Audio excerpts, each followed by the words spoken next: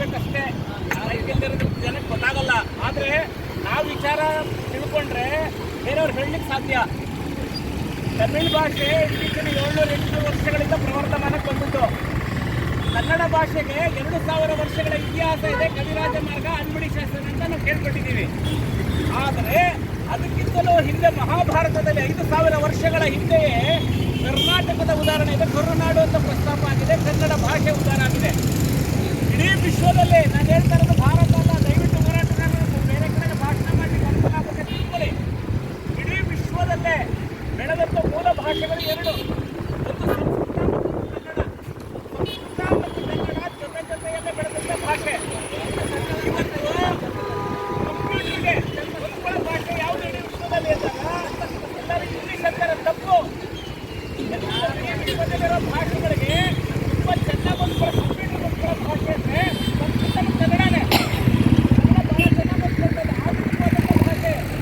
ಕನ್ನಡದಲ್ಲಿರುವಂಥ ವ್ಯಾಕರಣ, ಕನ್ನಡದಲ್ಲಿರುವಂಥ ಪದ್ಯಗಳು, ಗದ್ಯಗಳು, ಛಂದಸ್ಸು ಯಾವೂ ಸಹ ಬೇರೆ ಭಾಷೆ ಸಿಗಲ್ಲ.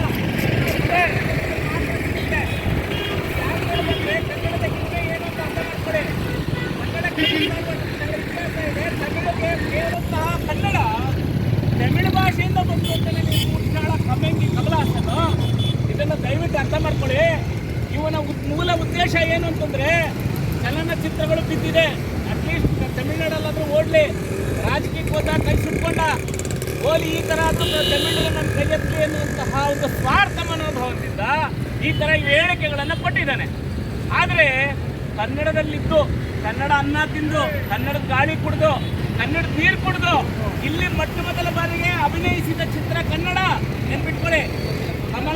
ಕಮಲಾಸನ್ನು ಮೊದಲ ಕೋಕಿಲ ಅನ್ನುವಂತಹ ಕನ್ನಡ ಚಲನಚಿತ್ರದಲ್ಲಿ ನಡೆಸಿದ್ದು.